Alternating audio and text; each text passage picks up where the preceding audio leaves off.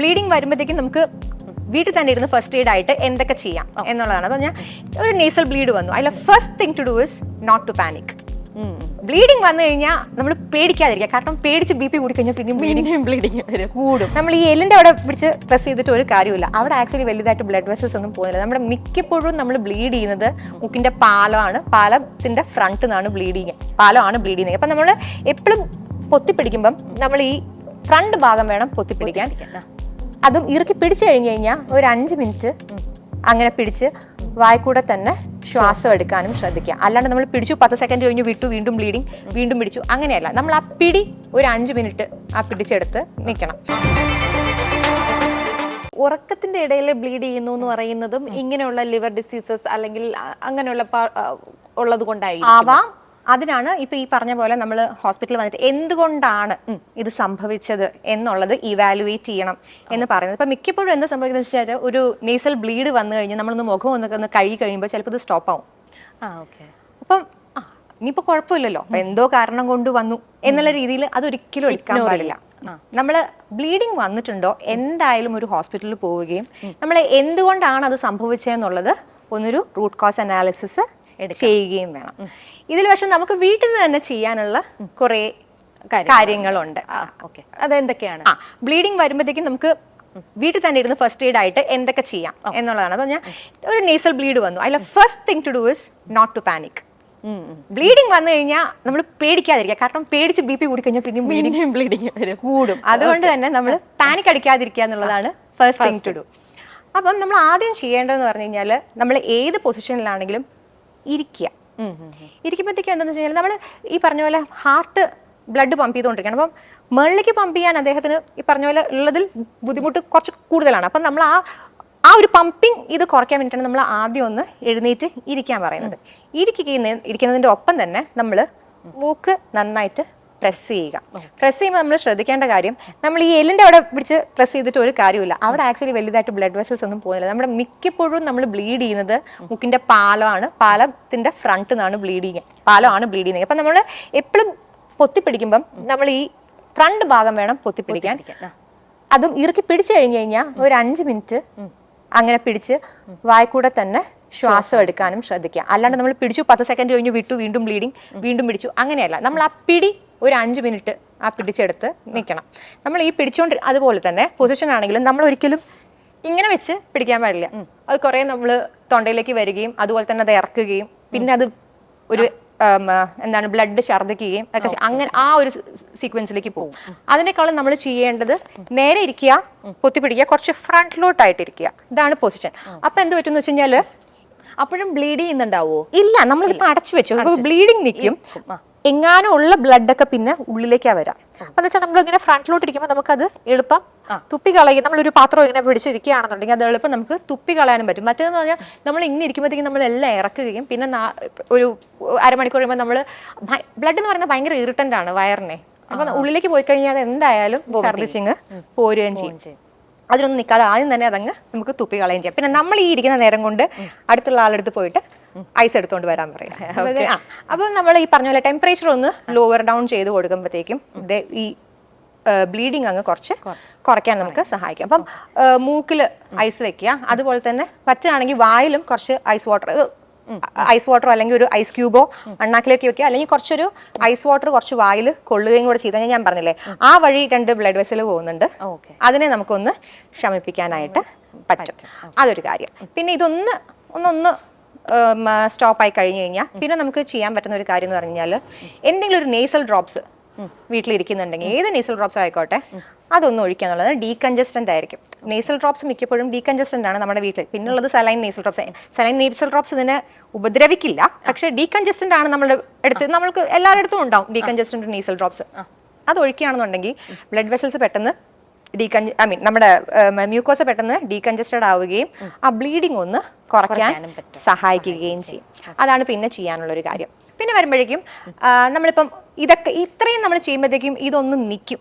അപ്പോഴത്തേക്കും പിന്നെ നമ്മൾ ചെയ്യേണ്ടതെന്ന് പറഞ്ഞാൽ ഇപ്പം മുതിർന്ന ആൾക്കാരാണെന്നുണ്ടെങ്കിൽ നമ്മൾ ഇപ്പം രാവിലെ കഴിക്കുന്നത് ഒരു BP യുടെ മെഡിസിൻ വല്ലതും നമ്മൾ സ്കിപ്പ് ചെയ്ത് പോയിട്ടുണ്ടോ എന്നുള്ളത് നോക്കുക എന്നുള്ളതാണ് പിന്നെ ചെയ്യാനുള്ളത്.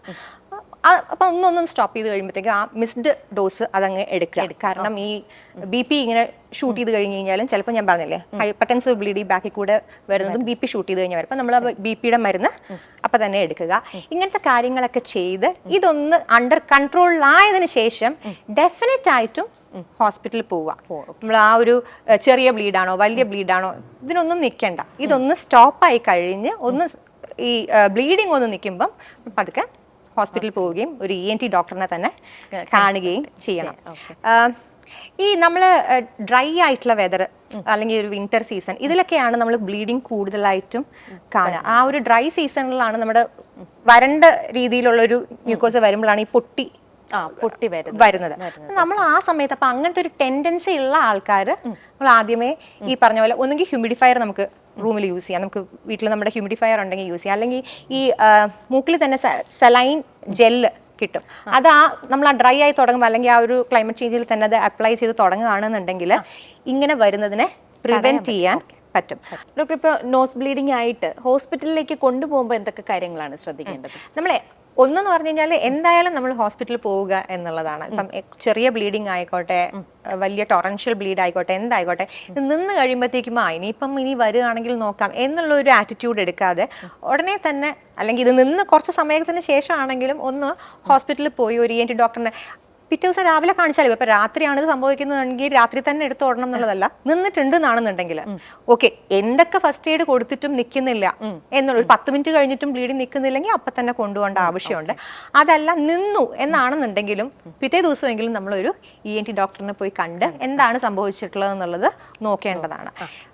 പോകുമ്പോൾ ശ്രദ്ധിക്കാനുള്ള ഒരു കാര്യം എന്ന് പറഞ്ഞാൽ ഇപ്പം നമ്മൾ ഈ ബ്ലീഡിങ് വന്ന സമയത്ത് യൂസ് ചെയ്തിട്ടുള്ള ഒരു തുണി ഉണ്ടാവും, തുടയ്ക്കാനുള്ള തുണി, അല്ലെങ്കിൽ നമ്മൾ ചിലപ്പോൾ ഒരു ജാറിലായിരിക്കും അത് കളക്ട് ചെയ്തിട്ടുണ്ടാവുക. അപ്പം ഈ നമ്മൾ എത്രമാത്രം ബ്ലീഡ് ചെയ്തു ഡോക്ടറിന് ഒരു ഐഡിയ കിട്ടാനായിട്ട് നമ്മൾ ഈ കൊണ്ടുപോകുന്ന ഒന്നെങ്കിൽ നമ്മൾ ഈ തുണി കൊണ്ടുപോവുക, അല്ലാന്നുണ്ടെങ്കിൽ നമ്മളിപ്പോൾ ഈ കളക്ട് ചെയ്ത് വെച്ചിരിക്കുന്ന ജാറിൻ്റെ ഒരു ഫോട്ടോ എങ്കിലും എടുത്ത് പോയി കഴിഞ്ഞ് കഴിഞ്ഞാൽ ഡോക്ടറിന് ഒരു ഐഡിയ കിട്ടും എത്രമാത്രം ബ്ലീഡ് ചെയ്തിരുന്നു. കാരണം ആപേക്ഷികമാണ്, ഓരോരുത്തർക്ക് ഒരുപാട് ബ്ലീഡ് ചെയ്തു, കുറച്ച് ബ്ലീഡ് ചെയ്തു എന്ന് പറയുന്നത് അവരുടെ ചിലപ്പം ഒരുപാടായിരിക്കും, നമുക്ക് ചെറുതായിരിക്കും.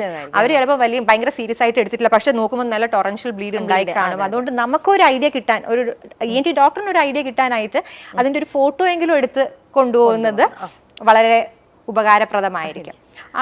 അതുപോലെ തന്നെ നമ്മൾ ഹോസ്പിറ്റലിൽ വന്നു കഴിഞ്ഞാൽ തന്നെ പിന്നെ ചെയ്യാനുള്ള ഒരു കാര്യം എന്ന് പറഞ്ഞാൽ എന്തുകൊണ്ട് ബ്ലീഡ് ചെയ്തു എന്നുള്ളത്. ഇപ്പം ആക്റ്റീവ് ബ്ലീഡ് ആണെങ്കിൽ നമ്മൾ പാക്ക് ചെയ്യും, നമ്മൾ ബ്ലീഡിങ് നിർത്താനുള്ള കാര്യങ്ങളാണ് ആദ്യം ചെയ്യുക. അപ്പം നമ്മൾ ആദ്യം പാക്ക് ചെയ്ത് ഒരു ആന്റിബയോട്ടിക് കവർ ഇട്ട് അത് ബ്ലീഡിങ് ഒന്ന് സ്റ്റോപ്പ് ചെയ്തതിന് ശേഷമായിരിക്കും എന്തുകൊണ്ട് ബ്ലീഡ് ചെയ്തു എന്നുള്ള ഒരു രീതിയിലേക്ക് പോകുന്നുണ്ടാവുക. അപ്പം നമ്മൾ ആദ്യം ചെയ്യാനുള്ളതെന്ന് പറഞ്ഞു കഴിഞ്ഞാൽ ഇപ്പം നമ്മൾ ആദ്യം എൻഡോസ്കോപ്പിയാണ്. അതായത് നമ്മൾ മൂക്കിൻ്റെ ഉള്ളിൽ എന്തുകൊണ്ട് ബ്ലീഡ് ചെയ്തു, എവിടുന്ന് ബ്ലീഡ് ചെയ്തു, എന്തെങ്കിലും കോസ് ഉണ്ടോ, നമ്മുടെ കണ്ണിൽ കാണാനുള്ള എന്തെങ്കിലും സാധനം ഉണ്ടോ. ഇപ്പൊ ഈ പറഞ്ഞ പോലെ ഈവൻ നമുക്കൊരു മുറിവാണെന്നുണ്ടെങ്കിൽ നമുക്ക് ജസ്റ്റ് ലൈറ്റ് അടിച്ചാൽ തന്നെ കാണാൻ പറ്റും. കുഞ്ഞുങ്ങളിലൊക്കെ ആണെങ്കിൽ എൻഡോസ്കോപ്പിയുടെ വലിയ കാര്യം വരാറില്ല. കാരണം മിക്കപ്പോഴും ലൈറ്റ് അടിക്കുമ്പോഴേ നമുക്ക് അവർ ആ മൂക്കിൽ വിരലിട്ട ആ സ്ഥലം നമുക്ക് കണ്ടുപിടിക്കാൻ പറ്റും. അവിടെ പിന്നെ ഓയിൻമെന്റ് ഒക്കെ തേച്ച് നമ്മൾ മരുന്നൊക്കെ കൊടുക്കുമ്പോഴത്തേക്ക് അതങ്ങ് ഉണങ്ങും. ഉണങ്ങാൻ നേരത്ത് വീണ്ടും ആ പൊറ്റ ഇളക്കാതിരിക്കാനൊന്ന് ശ്രദ്ധിച്ചാൽ മതി. വീണ്ടും ബ്ലീഡ് ചെയ്യും.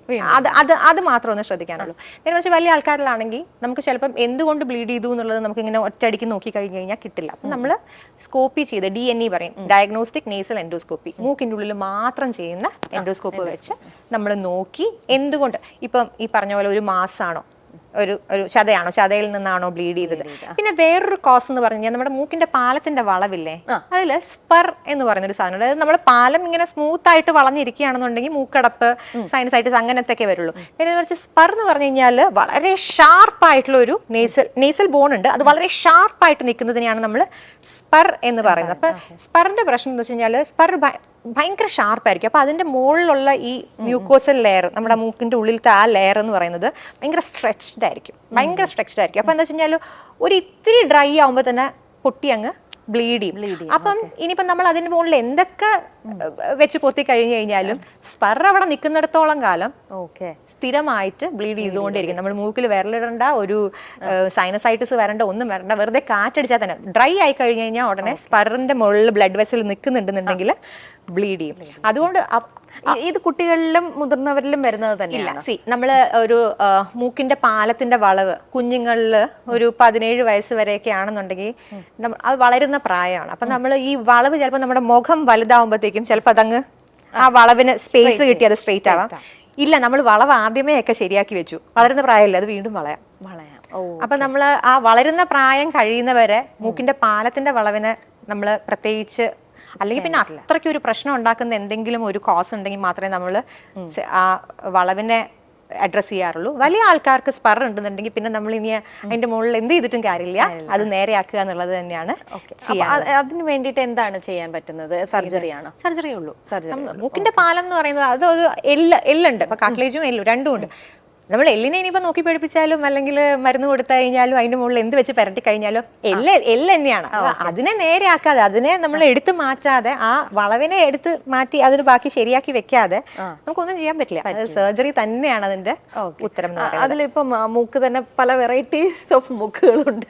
ഐ മീൻ നാരോ മൂക്കുണ്ട്, കുറച്ച് വലിയ മൂക്കുണ്ട്. അപ്പൊ ഈ നാരോ മൂക്കൊക്കെ വന്നു കഴിഞ്ഞാൽ ഈ വളവൊക്കെ മാറ്റാൻ ഭയങ്കര പാടാണെന്ന് കേട്ടിട്ടുണ്ട്.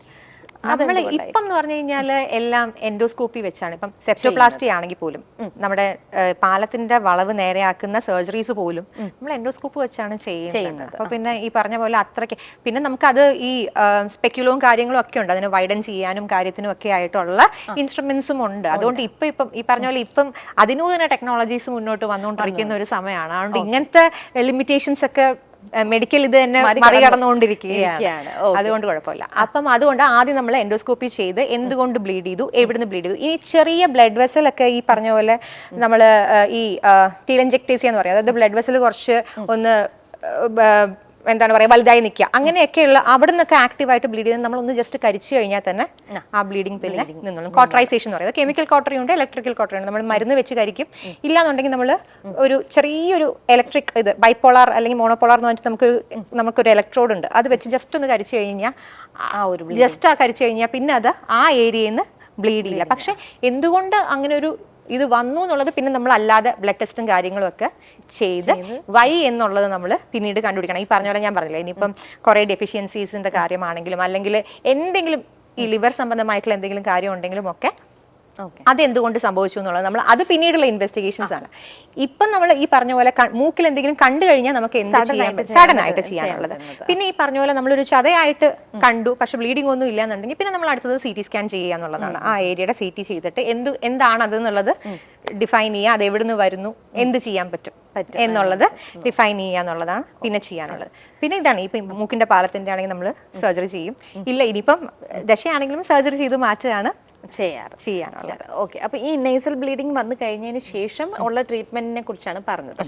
അതായത് സഡൻ ആയിട്ടുള്ള ട്രീറ്റ്മെന്റ് ഹോസ്പിറ്റലിലേക്ക് കൊണ്ടുവരുമ്പോൾ അതിനുശേഷവും അതായത് കണ്ടിന്യൂസ് ആയിട്ട് പിന്നീടും ബ്ലീഡ് ചെയ്യുന്നുണ്ടെന്നുണ്ടെങ്കിൽ കൊടുക്കുന്നത്. എക്സാക്ട്ലി. അപ്പം അതിന്റെ കോസ് കണ്ടുപിടിക്കാൻ നമുക്ക് ഈ പറഞ്ഞ പോലെ ഒരു ലോങ് ലിസ്റ്റ് ഓഫ് ഈ ബ്ലഡ് പാനൽ ഉണ്ട് നമുക്ക് ചെയ്യാനായിട്ടുള്ള.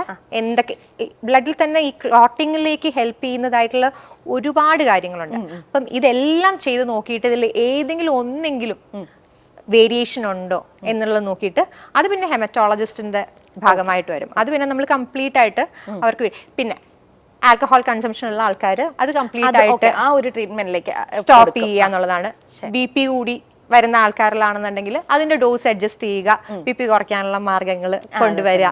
സിസ്റ്റമിക് കോസസ് ഒക്കെ പിന്നീട് പിന്നെ ആ ഏരിയ കവർ ചെയ്യുന്ന ആൾക്കാർക്ക് നമ്മൾ കൊടുക്കുക. നേസൽ കോസസ് ആണ് പിന്നീട് നമ്മുടെ കയ്യിൽ വരുന്നത്. അതിൽ മിക്കപ്പോഴും ഇതൊക്കെ ആയിരിക്കും. ഒന്നുകിൽ കോട്ടറൈസ് ചെയ്യാനുണ്ടാവും, അല്ലെങ്കിൽ പറഞ്ഞ എക്സാക്ട്ലി അതാണെങ്കിൽ അത് കറക്റ്റ് ചെയ്യണം, അല്ലെങ്കിൽ ആ മാസമാണ് ബ്ലീഡ് ചെയ്യുന്നുണ്ടെങ്കിൽ നമ്മൾ അതെടുത്ത് മാറ്റുക എന്നൊക്കെ ഉള്ളത് പിന്നെ ഡോക്ടറുടെ തലവേദനയാണ്. ഹോസ്പിറ്റലിലേക്ക് ഫസ്റ്റ് എയ്ഡ് എടുക്കുക, ഹോസ്പിറ്റലിലേക്ക് കൊണ്ടുവരിക, ഇത്രയും കാര്യങ്ങൾ മാത്രമാണ് പേഷ്യന്റിന് ചെയ്യാൻ. നേസൽ ബ്ലീഡിങ്ങിനെ കുറിച്ചുള്ള ഒരുപാട് സംശയങ്ങൾ ഇപ്പോൾ പ്രേക്ഷകർക്ക് ഉണ്ടായിരുന്നു, അതെല്ലാം ദൂരീകരിച്ചു തന്നു. Anyway thank you ma'am. മറ്റൊരു എപ്പിസോഡുമായിട്ട് ഡോക്ടർ കവിത മാം എത്തുന്നതായിരിക്കും. നമസ്കാരം. Thank you. നമസ്കാരം.